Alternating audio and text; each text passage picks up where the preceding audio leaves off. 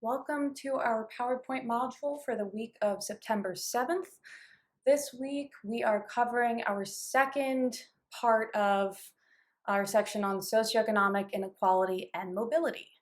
So we've got a few very different readings to discuss this week. Here are our objectives for the week. So first, we're going to introduce and discuss conflict perspectives of economic inequality, which we did already introduce a bit last week, but we're going to discuss this again. And then second, we're going to compare trends of economic inequality proposed by these three key players. We actually saw all three of them in the Piketty reading. So the trends predicted by Marx, by Kuznets, and by Piketty. I estimate that this will actually take about 45 minutes because there's no video for you to watch. It's just going to be a few questions, like an opening question, content, closing question, and that's it. So probably about 45 minutes. As usual, you have a reading question due Monday by 11:59 p.m. The PowerPoint module, which is what you're doing right now, is due Tuesday evening. There are 3 questions for you to respond to on Inquire relating to the module.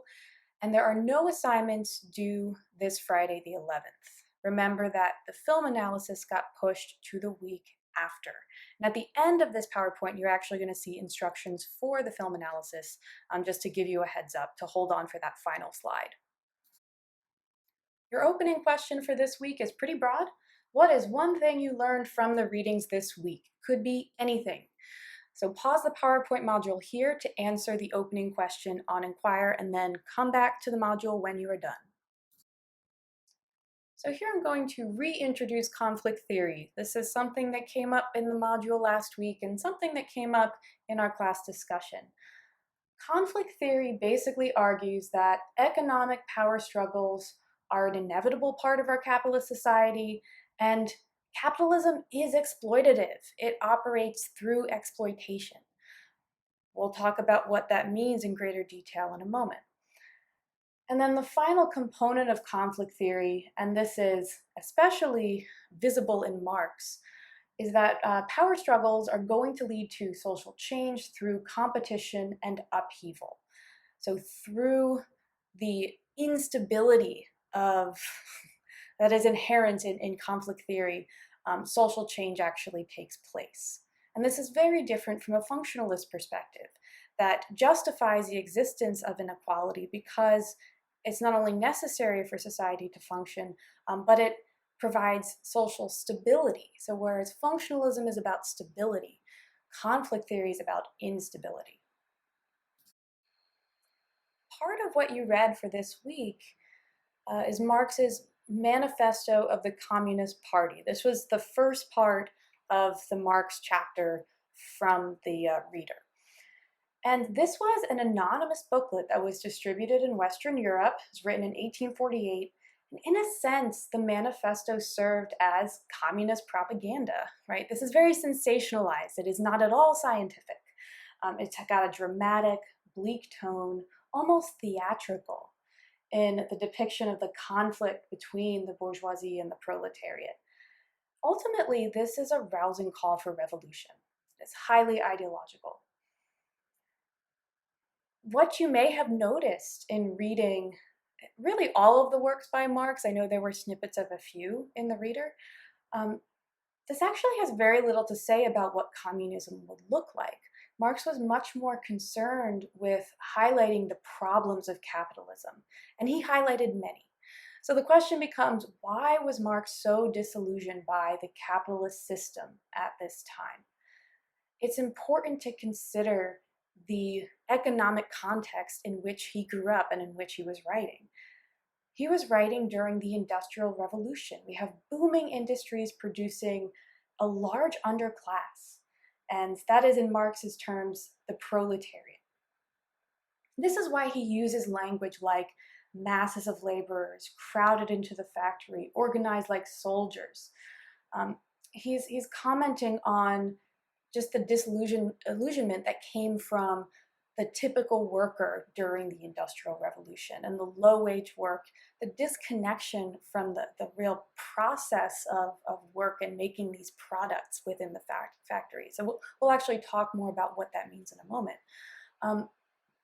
But with any reading, including Marx, including the manifesto of the Communist Party, it's really important to think about the context in which this was written.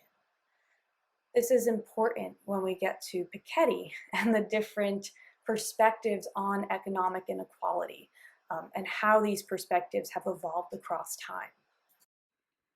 At the center of Marx's portrayal of capitalism and just how damaging capitalism can be um, is this conflict between two groups. We have the bourgeoisie, these are the owners of the means of production, and then the proletariat, these are the workers. The haves and the have-nots, perhaps. This is depicted in the cartoon at the top of the slide. The difference between these groups is the ownership of capital. Marx defines capital as the ownership of goods that translate into status in society.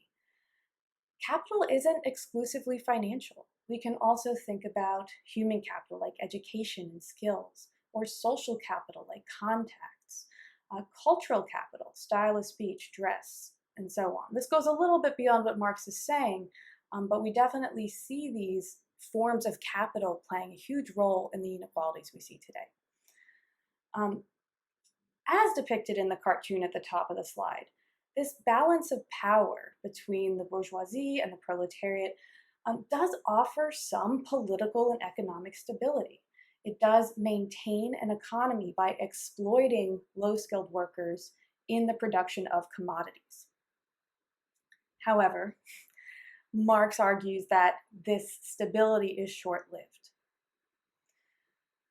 Marx envisions, and this is actually at the bottom of the slide, he envisions an economy that is characterized by infinite accumulation, meaning that social inequality, specifically income inequality, just continues to increase and increase infinitely until there's a breaking point, all right? Until there's a revolution, which I don't show in the figure here. However, it's once again important to think about how the conclusions that Marx drew about capitalism were in part a product of the time period that he lived in. He was observing skyrocketing economic inequality and this division into these two broader classes. And that really informed how he thought about capitalism and how he projected the future of capitalism. According to Marx, these macro-level trends, or specifically this trend in infinite accumulation and the really, really fast and vast growth of economic inequality, this has individual level consequences, and it also has societal consequences. The first on this list is alienation. Alienation describes the disconnect from humanity because these workers are no longer connected to the production of goods or to the goods themselves. It is all controlled by the bourgeoisie, and therefore the working class, or the proletariat in Marx's terms, really become alienated from their work and from themselves. He argues that this is related to the growth of factories, the growth of assembly lines, and this dull, repetitive work. So if you look at the top right-hand corner of the slide, you see a picture of a poultry plant, and the location is uncertain of this plant. But this is one example of a job that is mundane, repetitive, and ultimately workers feel disconnected from the product that they are making. This is alienation, very briefly. There is a lot more that we could talk about. I'll also read a quote from Marx and from your reading that does capture this idea of alienation. So according to Marx, owing to the extensive use of machinery and to division of labor, the work of the proletarians has lost all individual character and consequently all charm for the workman. He becomes an appendage of the machine and is only the most simple, most monotonous, and most easily acquired knack that is required of him. This is Marx's description of alienation. In addition to alienation, Marx argues that this in the long run is destabilizing. It leads to social instability because there is only so far inequality can go, and these extreme differences in incomes between the bourgeoisie and the proletariat before something has to give. And he argues that revolution is inevitable when a capitalist system reaches an extreme level of inequality. And he argues that the proletariat are unique from other disenfranchised groups because they are the majority. And this is one reason why they will inevitably overthrow the bourgeoisie and the capitalist system. So Marx predicted revolution. He predicted the infinite accumulation of economic inequality, and a number of other things. So here's your content question related to that. In what ways were Marx's predictions about capitalism accurate? In what ways have they been inaccurate? So think about the major themes in the Marx reading, think about what we've discussed so far in the PowerPoint module, and consider what has been accurate so far and what has not been accurate. Let's talk about the Piketty reading for a bit, because Piketty discusses Marx, this idea of infinite accumulation. He really did coin that term, not Marx. But then also talks about these other perspectives on economic inequality that emerged later. So on the left of the screen, you see Marx's principle of infinite accumulation. This was proposed in the 1840s, this idea that income inequality was just going to grow and grow and grow with time as a capitalist society developed. And ultimately, though it's not shown in the figure here, there's going to be revolution that ends in a communist society. On the other hand, over a century later, we have Kuznets. And the Kuznets curve, which became really in that time period, the popular way of thinking about economic inequality. Kuznets projected that, yes, as societies develop through industrialization, we do see this increase in income inequality. But then we hit a tipping point, and due to factors like economic growth, due to really just the natural progression of the economy, and he does leave it a little broad, a little vague, but due to that natural progression of the economy, we do start to see this downtrend where income inequality reduces on its own, naturally. It's an economic process. So he has a bell curve.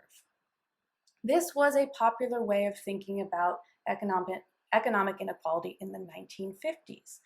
It is important to note that part of the reason why this became a popular way of thinking about economic inequality is because this is the trend that was already being observed.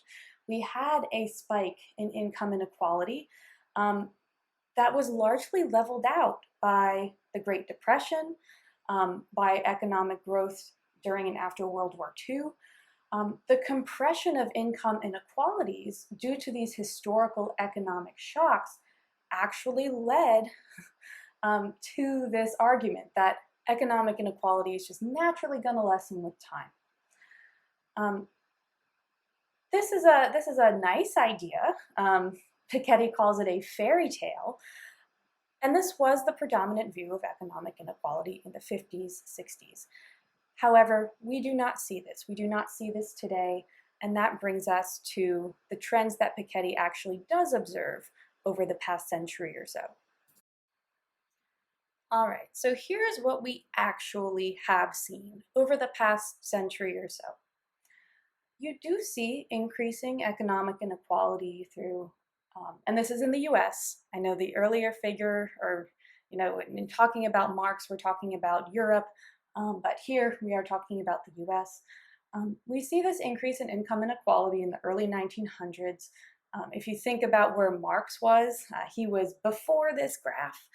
Back in the 1850s, he was observing economic inequality increasing in Europe. In the US, we see economic inequality increasing in the early 1900s, followed by this sharp decline in inequality. And what is happening at this time? Well, we have the Great Depression, we have World War II, and so we do have the compression of those top incomes. And this figure, by the way, is showing you what share of the national income is owned by the top 10% of earners. So the higher the line, the higher the inequality, because the top earners are making a lot more of the overall national income than the bottom 90% of earners. So we see this compression of inequality through the 40s, 50s, 60s, 70s. It's not until around the late 80s to early 90s that we start to see this increase of economic inequality once again. This is not what was projected by Kuznets, right? He ended at around the 70s in saying that, yes, inequality is going to decrease and that's it. That's the end of our fairy tale, but didn't really think about what was going to be happening in these future decades where we see the increasing inequality. So instead of seeing infinite accumulation like Marx argued, instead of seeing that nice bell curve that Kuznets argued over, we see more of a U-shape. The question becomes now, why do we see this U-shape? I'm going to briefly address this in the next slide, but we are going to talk about this more extensively in our Zoom session this week. So why do we see this U-shaped trend that Piketty found, right? Where we have high economic or income inequality in the early 1900s in the US, then we have a dip in the extent of inequality in the middle of the century, and by the 80s and 90s we see income inequality start to increase again. Why do we see this? Perhaps it's the natural progression of developing economies. So just like Kuznets argued that income inequality is naturally just going to decline as an economy develops, we could argue that, well, income inequality just naturally first declines and then increases as the economy further develops. And there is, a little bit of evidence to support this. This is actually where the R is greater than G part of the Piketty reading comes in. I know this was technical, but basically what he's saying is when our economy grows, right, and we measure that with the GDP or the gross domestic product.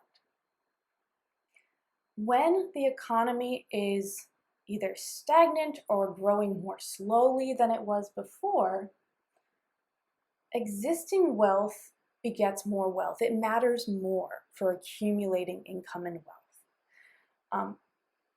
This is as far as I'm going to go with the economic explanation of R is greater than G, except to say that R is equal to capital, ownership or income, wealth. G is economic growth. So when economic growth is lower than the capital that the wealthy are attaining, this means inequalities grow. All right. So in some ways, yes, this is a product of the way our economy has developed. However, and this is really the core argument that Piketty is making, we need to consider how income inequality is also driven by intentional policy decisions. This is pulled right out of the reading, this idea that we need to be wary of economic determinism, or saying that this is just the way markets naturally work. This is the way the economy naturally works. Instead, we have to think about how inequality is shaped by economic, social, and political actors. It is deeply political. We have to think about policies that shape the extent of income inequality in the US. We need to think about cultural factors that shape the extent of income inequality in the US. This is his takeaway. We are going to talk about policies in more detail next week, but I do want you to know that this is really what Piketty is arguing ultimately, that we can't really project into the future without knowing what kinds of political decisions are going to be made. This is important for income inequality. Here's your closing question for this week. What does Piketty mean when he says that the distribution of wealth has always been deeply political? You can cobble together a response by listening to what I said in the previous slide. In your view, what kinds of political decisions have impacted current wealth and income inequalities in the US? You can use what we've already talked about in class. You can use the readings in order to answer this closing question. We have one important change for class this week. Because there will be no synchronous classes held on Friday to allow time for students to move on campus, we're going to have both groups A and B meet on Zoom on Wednesday. So Wednesday session will have the entire class. You'll get to meet your peers who are in the other groups. We will meet at our regular time, 10:50 to 11:50. So Friday, folks, remember, log into Zoom on Wednesday. In class, we're going to review different perspectives on economic inequality, and we're also going to discuss trends in economic mobility, which I know wasn't covered in this module, but is from the Chetty reading and is important to discuss. Please come prepared to discuss in class. I do have one more slide for you, so don't stop just yet. We have one more slide on your film analysis. As you should know, your first film analysis for this class is due Friday, September 18th. So not this Friday, but next Friday. For this one, and this one only, we're all going to use the same film. You are going to watch Parasite, which was kind of a big deal last year, and is available on Hulu free with a subscription, or on Amazon Video. I think it's a few dollars. If you don't have Hulu, and you haven't used the free trial yet, you can use that in order to freely access Parasite. Just if you don't want to pay for Hulu, be sure to cancel it after you're done. Film analysis 1 is on economic inequality. That's what we've been covering in class so far. Here are a few components of the paper to give you a sense of what you're going to be doing, but see the full prompt on Inquire. It's already been uploaded on Inquire for you. I want you to consider how economic inequality is discussed or displayed in the film Parasite. There are a lot of things you can talk about here. Second, how does the movie help you understand economic inequality? And in order to answer this, I want you to draw on at least one sociological concept or theory that we've covered in class. And here's a list of examples for you. This is not an exhaustive list, so if you want to discuss or include anything else in your paper that we've done in class, please do. There are a few other components to the paper. There's discussion of the format of the paper and the prompt itself. We're also going to talk about this during our Zoom session on Wednesday. Okay? This is all I have for you. I will see you on Zoom on Wednesday.